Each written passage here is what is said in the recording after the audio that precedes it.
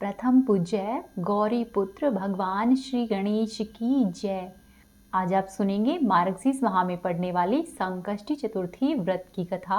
चतुर्थी तिथि भगवान गणेश जी को समर्पित है और मनुष्य अपने जीवन में सभी प्रकार के संकटों से मुक्ति के लिए भगवान श्री गणेश जी की आराधना करते हैं। पौराणिक कथा के अनुसार एक बार पार्वती जी ने महागणपति से पूछा कि अहगन मास की चतुर्थी संकटा चतुर्थी कहलाती है। उस दिन किस गणेश की पूजा और किस रीति से करनी चाहिए? माता पार्वती के प्रश्न के उत्तर में महागणपति ने कहा कि हे हिमालय नंदिनी, अहगन में पूर्वोक्त रीति से गजानन नामक गणेश की पूजा अत्यधिक शुभ फलदायिनी रहती है। पूजन के पूर्ण होने पर प्रभु गजानन को अर्घ्य अर्पित करना चाहिए। दिन भर व्रत का अनुष्ठान करके पूजन के बाद ब्राह्मण को भोज करवाना चाहिए। उसके बाद जौ, तिल, चावल, चीनी और घृत का एक शाकला बनाकर हवन करवाना चाहिए। इस हवन के माध्यम से यजमान अपने शत्रु को वशीभूत तक कर सकता है। इस कथन की सार्थकता प्रदान करने हेतु मैं तुम्हें एक प्राचीन इतिहास सुनाता हूँ, ध्यानपूर्वक सुनो। यह त्रेता युग की बात है, जहाँ पर दशरथ नामक एक परम प्रतापी राजा हुए थे। राजा दशरथ को आखेट अत्यधिक प्रिय था। एक बार आखेट की खोज में राजा ने श्रवण कुमार नामक एक ब्राह्मण कुमार पर शब्द भेदी बाण चलाकर उसकी हत्या कर दी थी, जिसके परिणाम स्वरूप उस ब्राह्मण कुमार के अंधे माता पिता ने राजा को मरते समय एक कठोर श्राप दिया। श्रवण कुमार के माता पिता बोले कि हे राजन, जिस प्रकार हम आज पुत्र शोक में तड़प तड़प कर अपने प्राण त्याग रहे हैं, उसी प्रकार एक समय तू भी पुत्र शोक में अपने प्राणों का त्याग करेगा। राजा को मिले हुए इस श्राप के चलते वो बड़े ही चिंतित हुए। राजा ने अपने अंतिम काल में पुत्र आशा से ग्रसित होकर पुत्रेष्टि यज्ञ का अनुष्ठान किया, जिसके फलस्वरूप भगवान श्रीहरि राजा दशरथ के घर में श्री राम के स्वरूप में अवतरित हुए और माता लक्ष्मी जानकी रूप में अवतरित हुई। अपनी रानी कैकेयी से वचनबद्ध होकर राजा दशरथ को अपने परम आज्ञाकारी पुत्र राम को, साथ ही साथ पुत्रवधू सीता और पुत्र लक्ष्मण सहित वनवास को भेजना पड़ा। अपने वनवास काल में भगवान श्री राम ने खरदूषण सहित अनेकों पराक्रमी राक्षसों का संहार किया, जिससे क्रोधित होकर रावण ने सीता माता का अपहरण कर लिया। अपनी भार्या सीता से बिछड़कर उनकी खोज में भगवान श्री राम अपने अनुज लक्ष्मण के सहित पंचवटी को त्याग कर दक्षिण की ओर प्रस्थान कर गए। वहीं पर आगे जाकर वो ऋषिमुख पर्वत पर आ पहुंचे और वनराज सुग्रीव से उन्होंने वहीं पर मित्रता की और वहीं पर उन्हें हनुमान जैसा परम भक्त और सखा भी मिला। सीता माता की खोज करने हेतु पृथ्वी की सभी वानर प्रजाति को एकत्रित किया गया और अलग अलग टुकड़ी में बांटा गया। दक्षिण की ओर हनुमान और अंगद जैसे परमवीर वानरों की टुकड़ी को भेजा गया। चलते चलते वो सभी समुद्र तट तक आ पहुंचे, लेकिन अब उन्हें आगे का मार्ग दिखाई नहीं दे रहा था, जिस कारण वे हताश होकर टुकड़ी के नायक अंगद सहित अपनी वानर सेना के साथ वहीं पर आमरण अनशन के लिए बैठ गए, जिसे देखकर वहीं पर बैठा हुआ एक विशाल गिद्ध मुस्कुराने लगा। तब सभी ने अपने मन की व्यथा उससे व्यक्त की। व्यथा में इस गिद्ध को अपने भाई जटायु का नाम भी सुनाई दिया और फिर वो भाई के प्रेमवश अपना परिचय देते हुए कहने लगा कि हे वानरों, आप कौन हो और मेरे भाई जटायु का नाम क्यों स्मरण कर रहे हो? तब वानर सेना के नायक अंगद ने उस गिद्ध को सारी बातें कह सुनाई कि हम सीता माता की खोज के लिए आए हैं और जटायु गिद्ध ने सीता माता की रक्षा के लिए ही अपने प्राणों को न्योछावर किया है। तब उस गिद्ध ने कहा कि हे परमवीर वानरों, मेरा नाम संपाति है, जटायु मेरा अनुज है। आप जिस सीता माता की खोज के लिए निकले हैं, मैं जानता हूँ कि वो इस समय पर कहाँ है। वो इस समय इस समुद्र के उस पार लंका नगरी में स्थित अशोक वाटिका के एक वृक्ष के नीचे गहरी चिंता में बैठी हुई है। गिद्धराज के ये सभी वचन सुनकर सभी वानर चिंता में डूब गए। उन्हें अब पता चल गया था कि सीता माता कहाँ है, लेकिन उन तक भगवान श्री राम का संदेश कैसे पहुंचाया जाए, इस विशालकाय समुद्र को कौन वानर लाग सकेगा और लंका की नगरी में कौन सा वानर जाने में सक्षम है। उन सभी के सामने अब ये समस्या थी, जिसके उत्तर में गिद्धराज संपाति ने कहा कि हे वीर वानरों, चिंता मत करो। माता सीता तक भगवान श्री राम का संदेश पहुंचाने के लिए आप लोगों में से केवल एक ही वानर सक्षम है। वही प्रतापी वानर इस विशालकाय समुद्र को लांघकर उस पार जा सकता है। सभी वानरों ने तब गिद्धराज से कहा कि कृपया करके आप उस वानर का नाम हमें बताने की कृपा करें। तब गिद्धराज संपाति ने पवनपुत्र हनुमान जी का नाम लिया। हनुमान जी ने अपना नाम सुना तो वे सोच में पड़ गए और गिद्धराज से पूछने लगे कि हे गिद्धों में श्रेष्ठ संपाति, आपको ऐसा क्यों लगता है कि मैं ही इस कार्य के लिए उपयुक्त हूँ? आप मेरा मार्गदर्शन करें। इसके उत्तर में संपाति ने कहा कि हे पवनपुत्र, इन सभी वानरों में केवल आप ही इस कार्य के लिए सक्षम हो, किंतु इस कार्य को करने के लिए आपको भगवान श्री गणेश की आराधना करना अति आवश्यक है। आपको यह कार्य निर्विघ्न संपन्न करना हो तो आपको भगवान श्री गणेश की संकष्टी चतुर्थी का अनुष्ठान करना होगा, जिसके फलस्वरूप आप निर्विघ्न होकर इस कार्य को बड़ी ही सहजता से पूर्ण कर पाओगे। यही नहीं, आप शत्रु पर भी पूर्ण रूप से विजय पालोगे। गिद्धराज की बातों को सुनकर पवन पुत्र हनुमान जी ने विघ्न विनाशक संकष्टी चतुर्थी व्रत का अनुष्ठान किया और इस व्रत के प्रभाव से वे क्षण भर में ही समुद्र लांघकर लंका नगरी में पहुंच गए और निर्विघ्न अपना कार्य संपन्न करके पुनः प्रभु श्री राम के समक्ष उपस्थित हो गए। कहा जाता है इस पूरे लोक में इस व्रत के अतिरिक्त और कोई भी व्रत सुखदायी नहीं है। मनुष्य यदि संकटों से छुटकारा चाहता है तो उस मनुष्य को संकष्टी चतुर्थी का व्रत आवश्यक रूप से ग्रहण करना चाहिए। भगवान श्री कृष्ण ने भी महाराजा युधिष्ठिर को यह व्रत करने की सलाह दी थी। इस व्रत के प्रभाव से मनुष्य क्षण भर में ही अपने शत्रुओं पर विजय पा सकता है और संपूर्ण राज्य का अधिकारी बन सकता है। भगवान श्री कृष्ण की आज्ञा का पालन करते हुए धर्मराज युधिष्ठिर ने इस व्रत का अनुष्ठान किया और अंत में उन्होंने अपने शत्रुओं पर विजय पाली और संपूर्ण राज्य के अधिकारी बने। प्रेम पूर्वक बोलिए गणेश जी भगवान की जय। अब आप सुनिए चौथ माता की कथा। एक सेठ और सेठानी थे। उनके एक बेटा और बहू थे। बहू सबको भोजन करा के फिर स्वयं भोजन करती। एक पड़ोसन भी ऐसी थी जो रोज पूछती कि बहू, आज तुमने क्या बनाया है और क्या खाया है? बहू कहती कि बहन, ठंडो बासी खायो है। अगले दिन पड़ोसन ने फिर से पूछा कि बहू, आज तुमने क्या बनाया है और क्या खाया है? तो पड़ोसन फिर से बोली कि बहन, मैंने तो ठंडो बासी खाया है। इस तरह से पड़ोसन रोज बहू से पूछती और बहू रोज यही उत्तर देती।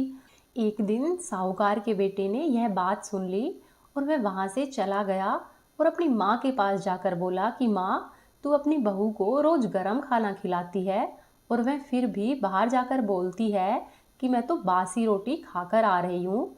तब माँ ने कहा कि बेटा, मैं तो चारों थालियों में बराबर गरम खाना परोसती हूँ। यदि तुम्हें यकीन नहीं हो तो आज तुम खुद से देख लेना। अगले दिन वह लड़का तबीयत खराब होने का बहाना करके कंबल लेकर रसोई में ही लेट गया। तब उसको यह देखकर आश्चर्य हुआ कि बहू ने तो गरम गरम खीर और खांड का भोजन किया है। और जब बहू बाहर गई तो वह लड़का भी उसके पीछे पीछे जाने लगा। पड़ोसन के पूछने पर बहू ने फिर से वही बात दोहराई कि बहन, मैं तो बासी खाकर आई हूँ। तब उसका पति उससे पूछने लगा कि तू अभी अभी तो गरम गरम खाना खाकर आई है और पड़ोसन से ऐसा क्यों कह रही है कि तूने ठंडी बासी खाना खाया है? तू झूठ क्यों बोल रही है? तब उसकी पत्नी बोली कि हम जो खाना खा रहे हैं वे हमारे बाप दादाओं की कमाई है। जिस दिन आप स्वयं कमा कर लाओगे उस दिन मैं समझूंगी कि हम ताज़ा भोजन कर रहे हैं।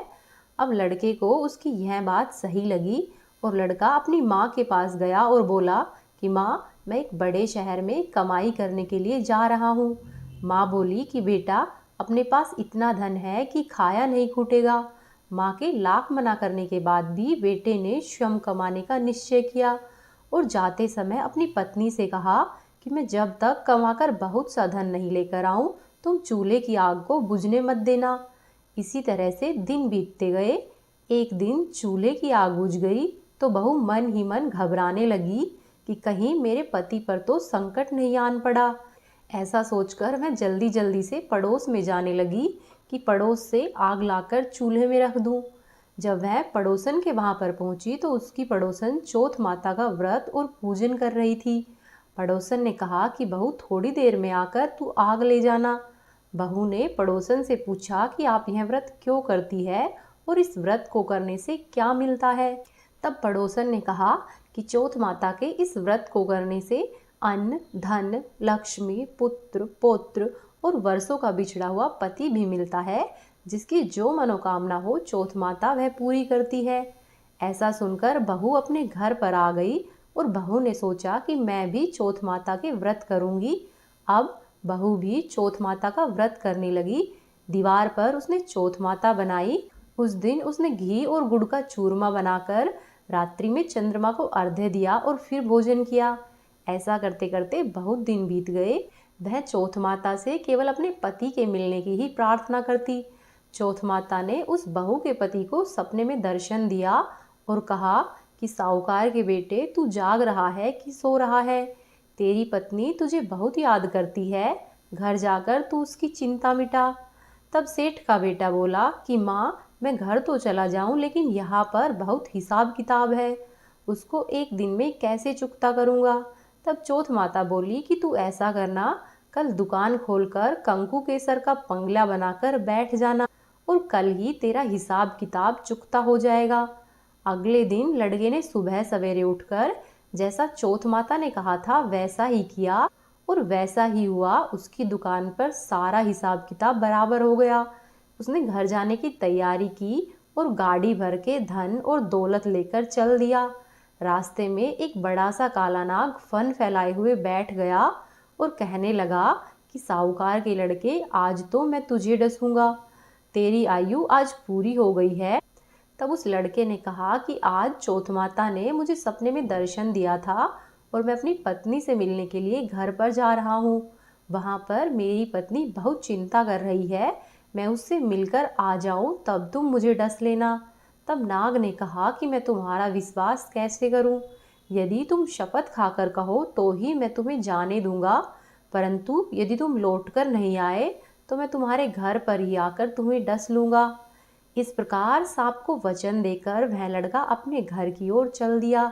घर पर पहुंचकर वह सभी लोगों से हंसी खुशी मिला और भोजन करके उदास होकर बैठ गया।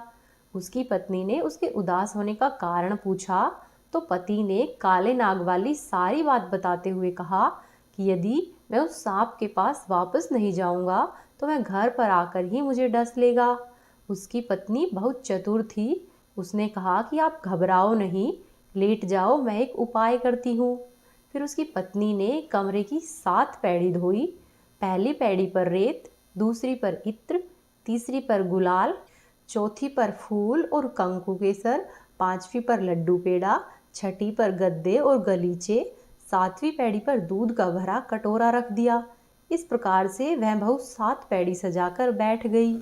आधी रात होते ही नाग आया और पैड़ियाँ चढ़ने लगा।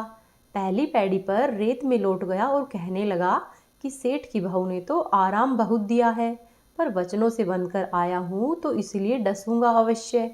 इस प्रकार 7 पैड़ियों पर नाग आराम करता हुआ और कहता हुआ गया कि डसूंगा जरूर। और जैसे ही वह कमरे में जाने वाला था तो चौथ माता ने विचार किया कि यदि मैं सेठ के बेटे को नहीं बचाऊंगी तो संसार में धर्म कर्म और व्रत पूजन को कौन मानेगा। अब तो गणेश जी, चंद्रमा जी और चौथ माता ने सेठ के बेटे को बचाने का विचार किया। चंद्रमा जी ने उजाला किया, चौथ माता ढाल बनी और गणेश जी ने तलवार लेकर नाग को मार दिया और ढाल से ढक दिया। अब बहू भी थकी हारी थी तो वह भी सो गई। जब दिन उठा तो लोग उसके बेटे से मिलने के लिए आने लगे, परंतु बेटा और बहू तो अब तक उठे ही नहीं थे। बहुत देर हो गई तो उनकी माँ उन्हें उठाने के लिए आई। माँ ने 7 पैड़ियों पर जो कुछ देखा तो वह बहुत घबराई और बेटे बहू को आवाज लगाई। बेटा बहू उठे तो देखा कि एक ढाल और एक तलवार वहां पर पड़ी हुई है। अब ढाल उठाई तो वहीं काला नाग मरा हुआ पड़ा था। बेटे और बहू ने सोचा कि आज तो धर्म कर्म ही आड़े आए हैं, जो भगवान गणेश जी और चौथ माता ने हमारी रक्षा की है। हे चौथ माता, आपने जैसी सेठ के बेटे और बहू की रक्षा की है वैसी ही सब की करना। इस कहानी को कहने वाले, सुनने वाले और होकारा भरने वाले सब पर अपनी कृपा बनाकर रखना। बोलो चौथ माता की जय, बोलो गणेश जी भगवान की जय। अब आप सुनिए 12 मासी चौथ माता की कथा। एक बार की बात है, एक नगर में एक बूढ़ी माँ रहती थी। वह अपने बेटे की सलामती के लिए 12 महीने की चौथ का व्रत किया करती थी। हर चौथ को वह पंसारी से थोड़ा सा गुड़ और घी लेकर आती और उनके 4 लड्डू बनाती। एक लड्डू बेटे को देती, एक से पूजा करती, एक हथकार के लिए निकालती और एक चांद उगने पर खुद खा लेती। एक बार उसका बेटा ताई से मिलने के लिए गया तो ताई ने चौथ का व्रत रखा हुआ था। उसने ताई से कहा कि मेरी माँ तो 12 महीने की चौथ करती है। तब ताई बोली कि तेरी माँ तो तेरी कमाई से तरमाल खाने के लिए 12 चौथ करती है, तू परदेश जाए तो वह एक भी चौथ नहीं करेगी। लड़के को लगा कि ताई सच कह रही है। घर आकर उसने माँ से कहा कि माँ, मैं परदेश जा रहा हूँ, यहाँ पर तू मेरी कमाई खाने पीने में ही उड़ा देती है। माँ ने समझाकर अपने बेटे को रोकना चाहा पर बेटा नहीं माना। फिर माँ ने उसे साथ ले जाने के लिए चौथ माता के आखे दिए और कहा कि मुसीबत में ये आखे तेरी मदद करेंगे। वह लड़का आखे लेकर रवाना हो गया।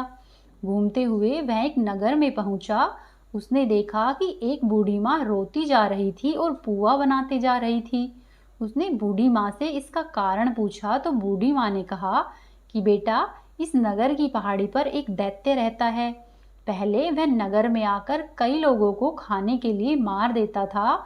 अब राजा ने हर घर में से एक आदमी दैत्य के पास भेजने के लिए कह रखा है और आज मेरे बेटे की बारी है, इसीलिए मैं रो रही हूँ। और मेरा बेटा आखिरी बार पुए खाएगा, इसीलिए उसके लिए पुए बना रही हूँ। तब वह लड़का बोला कि बूढ़ी माई, तुम ऐसा करो, अपने बेटे के लिए जो पुए बनाए हैं वह पुए तुम मुझे खिला दो, तेरे बेटे की जगह मैं चला जाऊंगा। फिर बूढ़ी माई ने उस लड़के को खीर और पुए खिला दिए। खा पीकर वह लड़का सो गया। रात को जब राजा के सैनिक आए तो वह लड़का उनके साथ चला गया। जब वह दैत्य के पास पहुंचा तो वहां पहुंचकर उसने अपनी माँ के दिए हुए चौथ माता के आखे दैत्य की तरफ फेंके और कहा कि हे चौथ माता, यदि मेरी माँ मेरी सलामती के लिए व्रत करती है तो दैत्य का सिर कटकर गिर जाएगा। ऐसा सुनकर तुरंत ही दैत्य का सिर कट गया। लड़का वापस आ गया और राजा ने उसे उपहार देकर विदा किया। चलते हुए एक दूसरे राजा के नगर में वह लड़का पहुंच गया और इस राज्य में आवा तभी पकता था जब एक इंसान की बलि आवे के अंदर दी जाती थी। सिपाहियों ने उस लड़के को पकड़ लिया और उस लड़के को आवे में चुनवा दिया। लड़के ने चौथ माता के आखे आवे में डाल दिए और कहा कि हे चौथ माता, यदि मेरी माँ मेरे लिए व्रत करती हो तो आवा मेरी बलि लिए बिना झट से पक जाएगा। ऐसा सुनकर आवा झट से पक गया और उससे आवाज आने लगी। आवाज सुनकर सभी लोगों ने सोचा कि आवा इतनी जल्दी कैसे पक गया। सभी लोगों ने आवे में से बर्तन निकालने शुरू किए और उसमें से मिट्टी की जगह सोने और चांदी के बर्तन निकलने लगे। अंदर से लड़का बोला कि बर्तन धीरे धीरे निकालना, नहीं तो मुझे लग जाएगी। जब राजा ने उसे निकलवाया और पूछा कि इस आवे से तुम कैसे बच गए, तब लड़के ने बताया कि मेरी माँ चौथ माता का व्रत करती है और व्रत के कारण ही आज मैं बच पाया हूँ। राजा को विश्वास नहीं हुआ। उसने कहा कि मैं तुम्हारी बात पर कैसे विश्वास करूं? तो लड़के ने कहा कि हे राजा, आप जो चाहे वो परीक्षा ले सकते हैं। तब राजा ने एक चांदी की सुराही मंगवाई और कहा कि तुम इस सुराही की नली से निकल कर दिखाओ, तभी मैं विश्वास करूंगा। लड़के ने चौथ माता को याद किया और आंखें सुराही में डाले और कहा कि हे चौथ माता, मैं भंवरा बनकर सुराही से निकल जाऊं। ऐसा ही हुआ। लड़का भंवरा बन गया और सुराही से निकल गया। राजा खुश हो गया और खुश होकर उसने राजकुमारी की शादी उस लड़के के साथ करवा दी और नगर में घोषणा करवा दी कि सभी लोग चौथ माता का व्रत करेंगे। कुछ दिनों के बाद लड़के को अपनी माँ की याद आई। वह राजा के पास आया और अपने नगर जाने की अपनी इच्छा जाहिर की। तब राजा ने रथ, घोड़ा, हाथी और खूब सारा दान दहेज देकर उन्हें विदा किया। चौथे दिन वह लड़का अपने नगर को पहुंच गया और वह अकेला ही पंसारी के यहाँ पर अपनी माँ का इंतजार करने लगा। उस दिन चौथ का व्रत था। उसने सोचा कि माँ तो यहाँ पर जरूर आएगी। थोड़ी ही देर बाद लकड़ी टेकती हुई उसे उसकी माँ आती हुई दिखी। वह लड़का अपनी माँ के चरणों में गिर पड़ा और कहने लगा कि माँ, मैं तेरा ही बेटा हूँ, मुझे माफ़ कर दो। चूँकि उसकी माँ को दिखना कम हो गया था तो उसने उसे बहुत देर में पहचाना और माँ ने अपने बेटे को गले से लगा लिया। फिर बुढ़िया माई अपने बेटे, बहू और सारे सामान के साथ अपने नगर में आ गई। नगर में आई तो लोगों ने उसके बेटे को पहचानने से मना कर दिया। तब नगर के सभी लोग एक तरफ खड़े हो गए और दूसरी तरफ बुढ़िया माई, उसका बेटा और बहू खड़े हो गए। बुढ़िया माई ने हाथ जोड़कर कहा कि हे चौथ माता, यदि ये सच में मेरा बेटा है तो मेरी अंगिया से दूध बहकर इसकी मूछें भिगो देगा। और ऐसा ही हुआ। बुढ़िया माँ की अंगिया फट गई, दूध की धारा बह निकली और लड़के की मूछें भिगो दी। सारे नगरवासी आश्चर्यचकित हो गए और यह सिद्ध हो गया कि यह लड़का बुढ़िया माई का ही बेटा है। फिर बुढ़िया माई अपने बेटे और बहू के साथ सुखपूर्वक रहने लगी और बुढ़िया माँ के साथ साथ नगर के सभी लोग चौथ माता का व्रत करने लगे। हे चौथ माता, जैसी बूढ़ी माँ की और उस बेटे की सहायता की है वैसी ही हमारी भी करना। इस कहानी को कहने वाले, सुनने वाले और होकारा भरने वाले सब पर कृपा करना। बोलो चौथ माता की जय, बोलो गणेश जी महाराज की जय। ये थी आज की कथाएं। आपको पसंद आई है तो वीडियो को लाइक करें, चैनल को सब्सक्राइब करें और वीडियो को अधिक से अधिक शेयर करें। कमेंट बॉक्स में जय चौथ माता और जय गणेश जी महाराज अवश्य ही लिखें।